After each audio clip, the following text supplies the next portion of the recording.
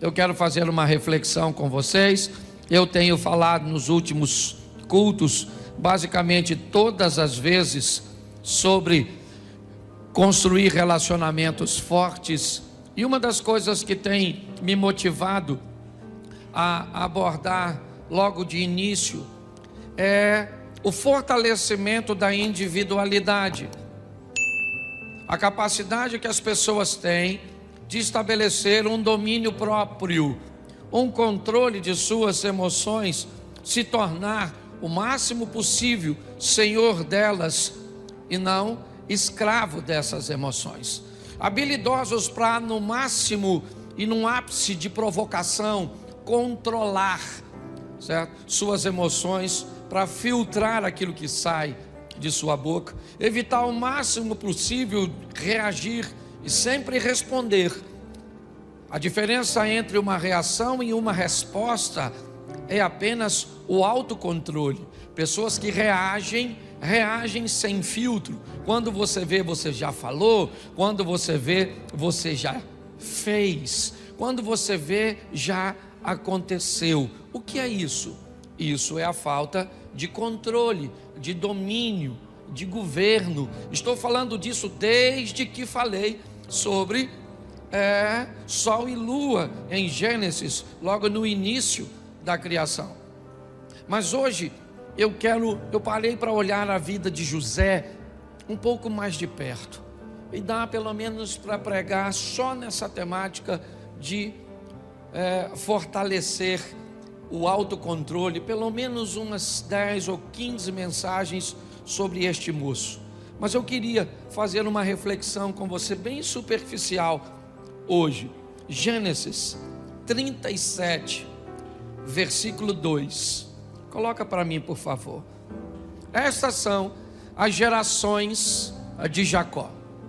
Sendo José de 17 anos, apacentava as ovelhas com seus irmãos, e estava este jovem com os filhos de Bila e os filhos de Zilpa, mulheres de seu pai. E José trazia uma má fama deles a seu pai. Feche seus olhos. Senhor nosso Deus e Pai, em nome de Jesus, eis aqui a tua palavra. Continua falando conosco e usa-me, ó Deus, como um canal de bênção, pelo poder do nome de Jesus. Amém. Glória a Deus. Amém.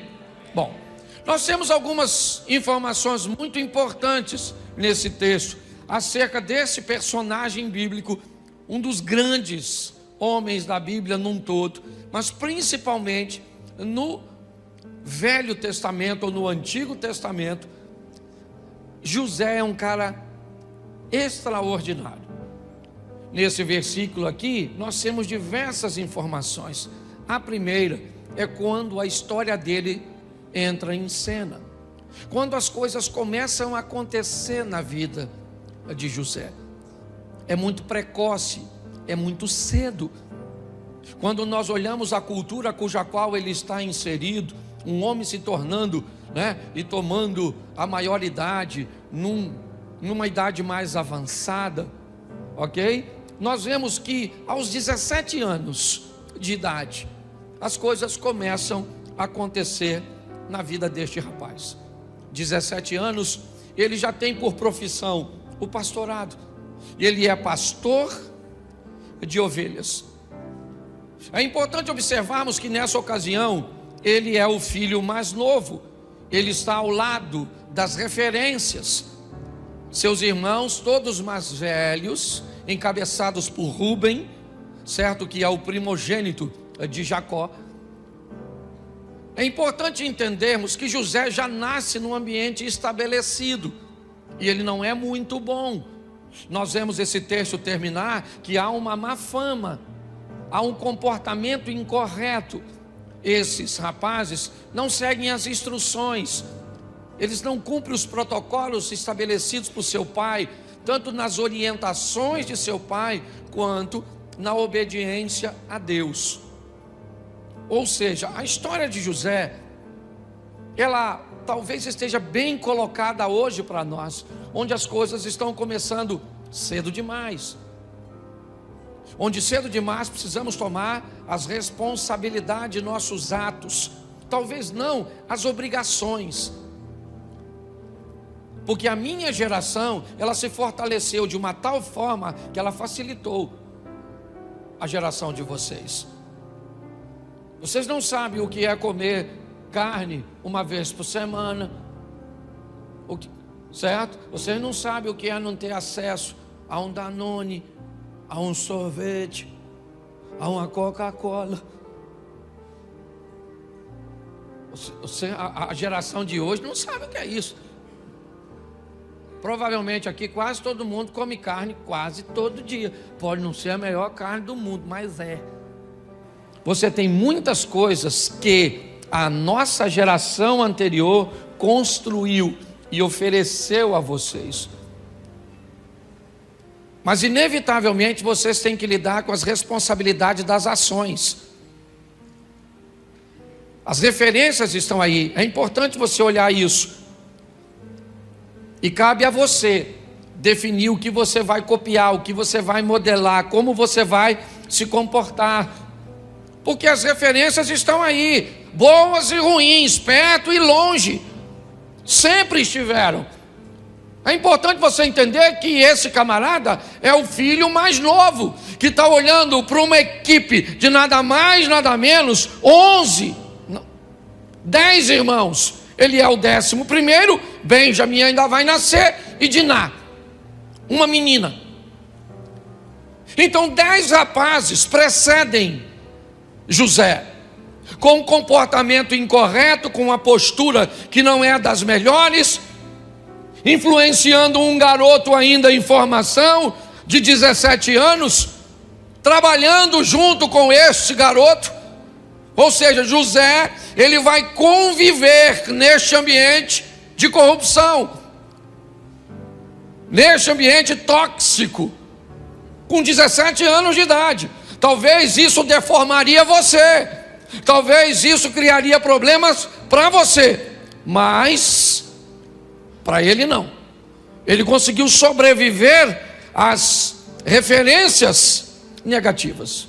Porém, José não é perfeito como ninguém. José tem uma postura que talvez não seja uma postura muito legal. É muito legal nós falarmos da má fama dos outros, mas neste versículo eu também encontro algo que me dá direito a não falar tão bem de José assim. A sua postura de denúncia.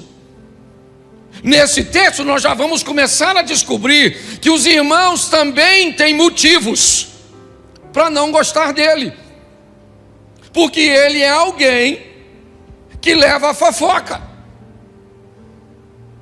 ele é alguém que leva informações negativas. Eu não vejo em nenhum texto bíblico que este garoto de 17 anos tenha confrontado seus irmãos pelo comportamento negativo. Talvez porque não se sentia em autoridade, eu entendo perfeitamente. Mas ele vai para casa e conta para seu pai que seus irmãos estão com comportamento incorreto. Então, diga-se de passagem, os irmãos de José não precisam que ele sonhe para ficar com raiva dele. Às vezes nós olhamos para alguém contando uma história a nosso respeito, ou a respeito de alguém, e nós não paramos para pensar que por mais certo que alguém esteja a olhar a alguém fazendo uma coisa errada, nós precisamos também dar uma olhada na nossa postura no que diz respeito a isso. Ele vai para casa e conta para Jacó: ó papai, Rubem está vacilando, Judá não está indo bem, Isacar está com problemas, Zebulun está fazendo isso, Gade faz isso, Azé faz dessa forma, Simeão faz desse jeito. Então pare e pense. 17 anos de idade, um menino trabalhador, é verdade. As referências são seus irmãos, elas não são boas, e sua postura é uma postura de denúncia. Ele é aquele tipo de gente que não aguenta ficar quieto se vê alguma coisa de errado. Não tem nenhum problema nesse modelo, ô denunciante. Só não queira a admiração dos outros quando você expõe o problema das pessoas. Tá certo? Não estou dizendo que você está errado de falar. Eu estou dizendo que não vão te apreciar. Então pare de querer que as pessoas gostem de alguém que fale o que os outros. As pessoas estão preparadas para ouvirem o que quer e não o que precisam. Quem fala para o outro o que ele quer ouvir provavelmente vai ser muito amado, mas quem fala para o outro o que ele precisa ouvir pode saber que não vai ser amado. Pastor, o que você está querendo dizer? Que eu tenho que ver as coisas erradas e ficar quieto? Não, você tem que continuar denunciando, mas ser maduro o suficiente para saber que as pessoas não vão gostar de você e pronto. Isso torna você uma pessoa bem resolvida. Eu faço desse modelo, certo? Faço com amor, com respeito, mas eu denuncio, ok? E se as pessoas não vão gostar de mim, elas não vão gostar de mim por uma postura cuja qual eu aprovo em mim. E se você não precisa da aprovação dos outros, não se preocupe com a crítica deles. Se preocupe com a crítica daqueles cuja qual você precisa de aprovação. Quando nós olhamos para isso, é isso que vemos.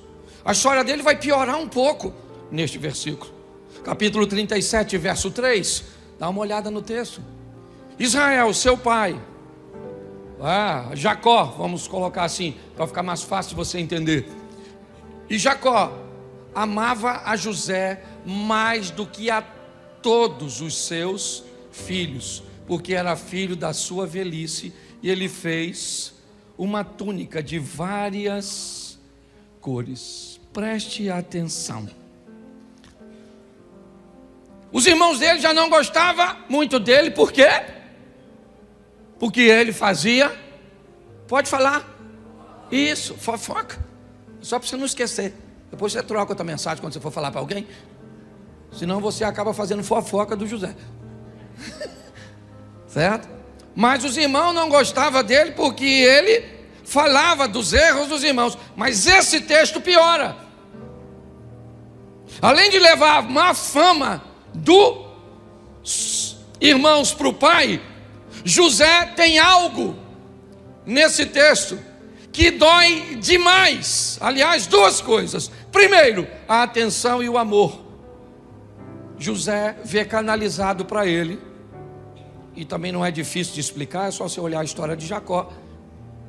Ele casou com Bila por engano, porque para mim tinha tomado uns graus. Não tem lógica, não tem lógica. O cara trabalha 7 anos para casar com a dona, enfia um outra na tenda e ele não vê.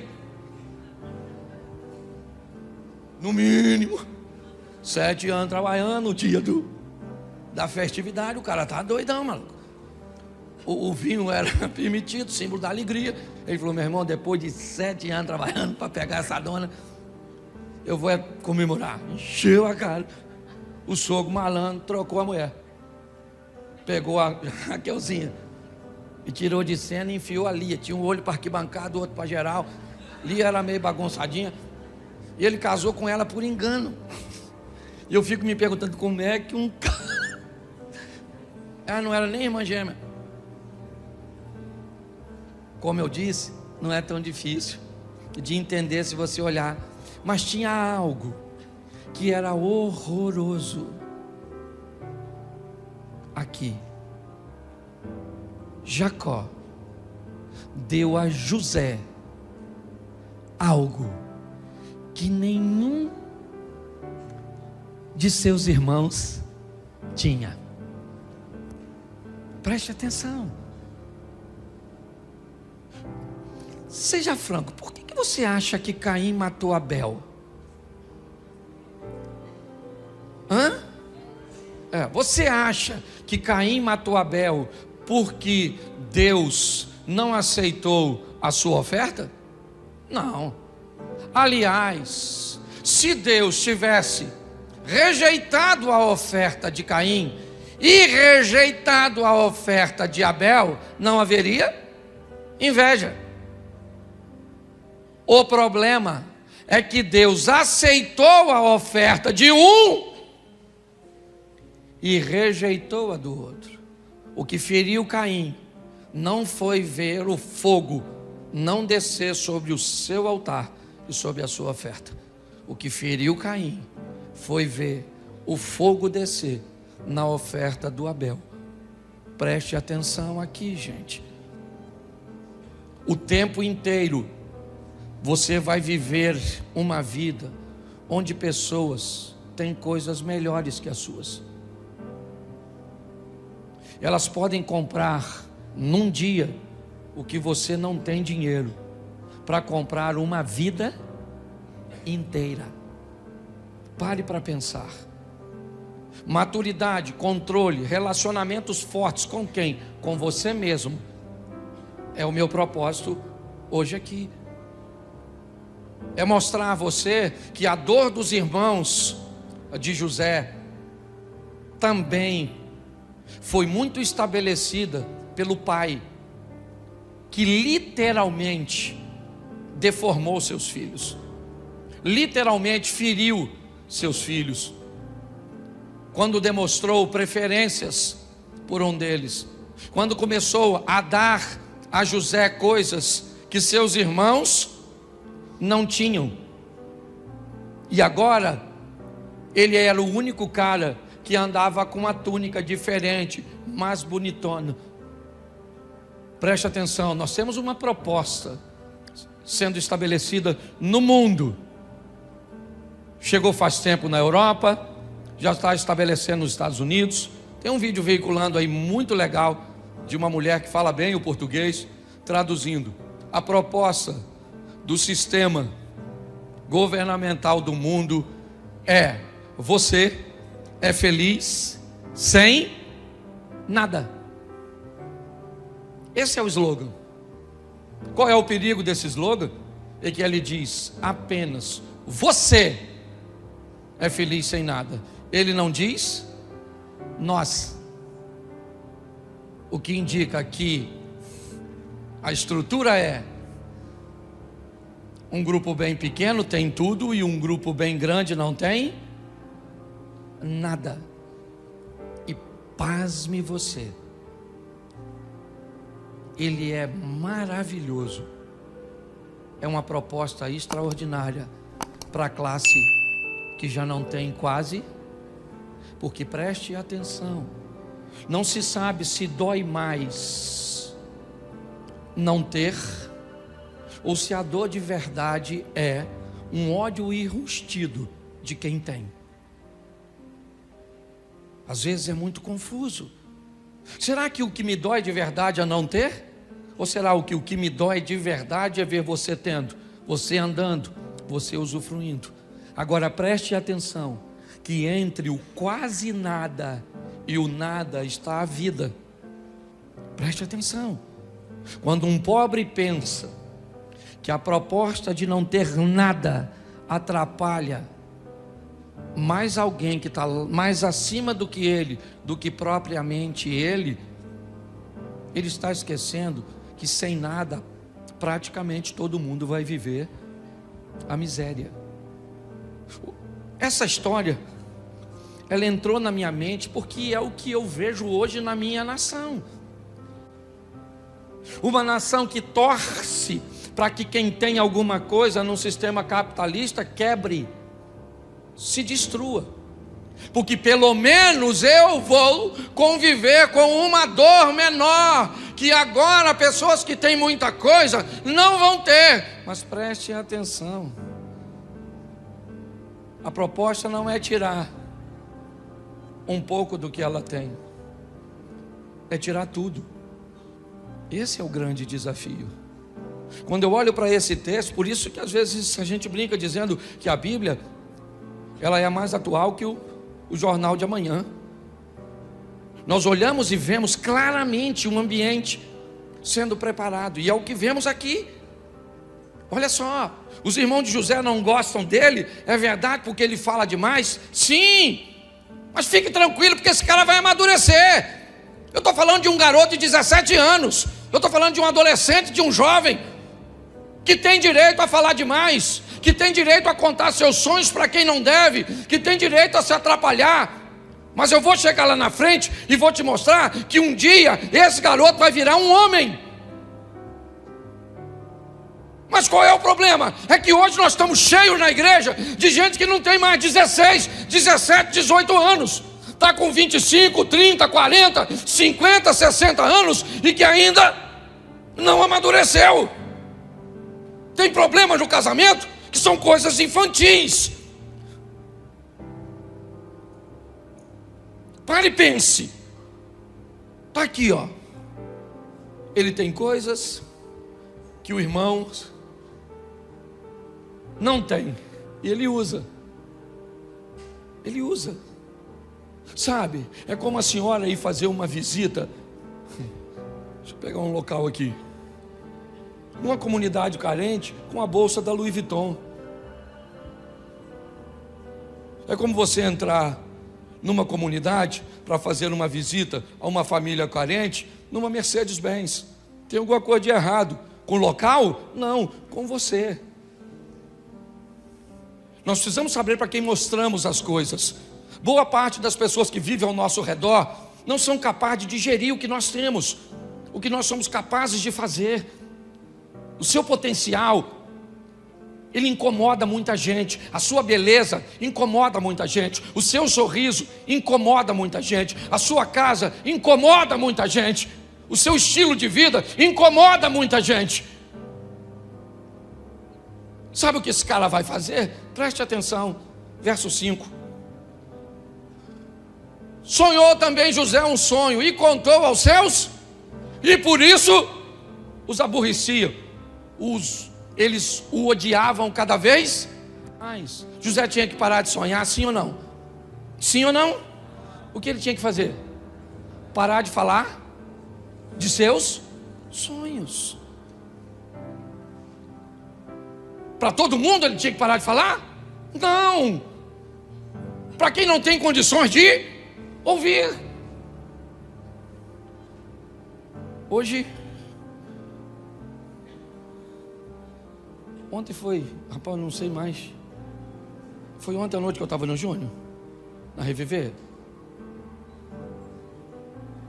Não, foi sexta, né? Ontem eu fui no evento na sexta-feira eu estava na igreja Reviver de Itajaí, com o Júnior, o Rochirola, um amigo nosso.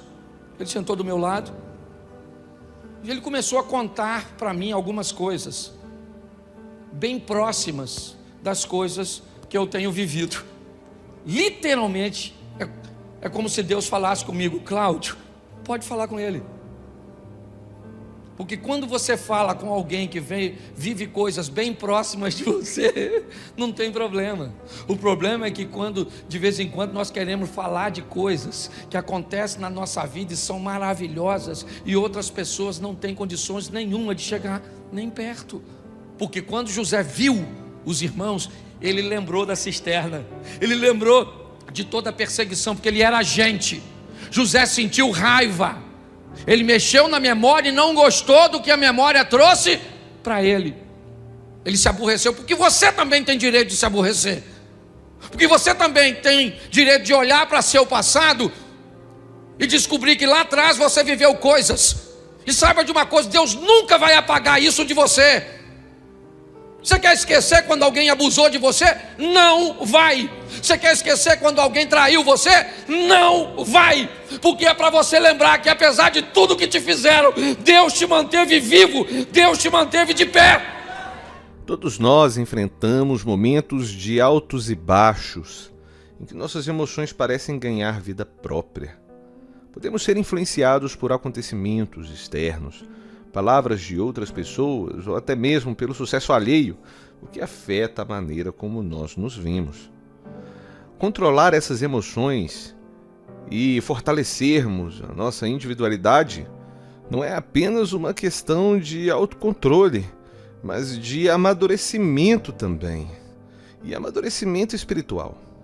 Quando conseguimos aprender a manejar nossas emoções, estamos mais aptos a viver de acordo com o propósito que Deus tem para cada um de nós.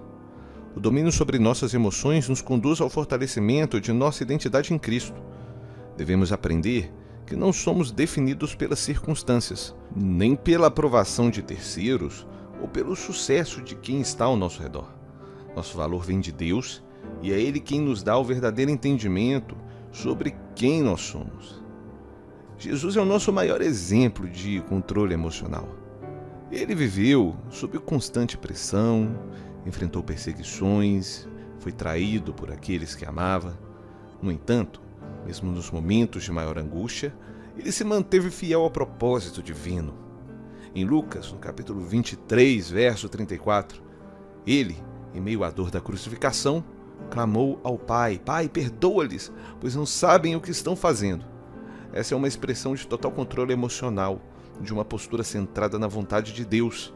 É natural nós olharmos ao nosso redor e percebermos que algumas pessoas parecem estar em condições e em situações melhores do que as nossas. Talvez tenham mais recursos, mais realizações ou mais oportunidades. Esse sentimento, se não for controlado, pode gerar inveja, ressentimento e até desânimo. Contudo, como filhos de Deus, somos chamados a lidar com essas percepções de maneira madura. Lá em Filipenses, no capítulo 4, versos 11 e 12, o apóstolo Paulo diz: aprendi a viver contente em toda e qualquer situação. Sei o que é passar necessidade, sei o que é ter fartura. Aprendi o segredo de viver contente em toda e qualquer situação, seja bem alimentado, seja com fome, tendo muito ou passando por necessidade. Aqui Paulo nos ensina que a verdadeira maturidade vem da satisfação em Deus, independente das circunstâncias ao nosso redor. Nosso contentamento não deve depender do que os outros possuem, mas da convicção de que Deus está cuidando de nós em todo o tempo. Aprenda a controlar as suas emoções. E esse é um processo que exige esforço, oração e entrega a Deus. À medida que fortalecemos a nossa individualidade em Cristo, adquirimos a maturidade necessária para lidar com o sucesso dos outros, com situações de justiça da vida e com a necessidade de nos afastarmos de situações tóxicas. Tudo isso faz parte do plano de Deus para nos moldar e nos aproximar do propósito que Ele tem para cada um de nós. Independente das circunstâncias que enfrentamos, quando estamos firmes em Deus, temos a garantia de que Ele está no controle e que nosso propósito é muito maior do que qualquer emoção passageira. Que possamos, a cada dia, buscar nele força para controlar nossas emoções e viver de acordo com o plano perfeito que Ele tem para nós. Assim, veremos nossas vidas transformadas e nosso relacionamento com Ele fortalecido. Em oração, entreguemos nossas emoções e nossos desafios a Deus, confiando que Ele está sempre trabalhando para o nosso bem e nos guiando em direção ao nosso eterno propósito. E aí, você gostou do vídeo? Deixa aí nos comentários o que você achou e o que você tem feito para controlar suas emoções. Se você chegou até aqui e não se inscreveu, inscreva-se no canal, ative as notificações, curta, compartilhe, isso ajuda demais essas mensagens a serem propagadas para outras pessoas. Que Deus te abençoe, até breve.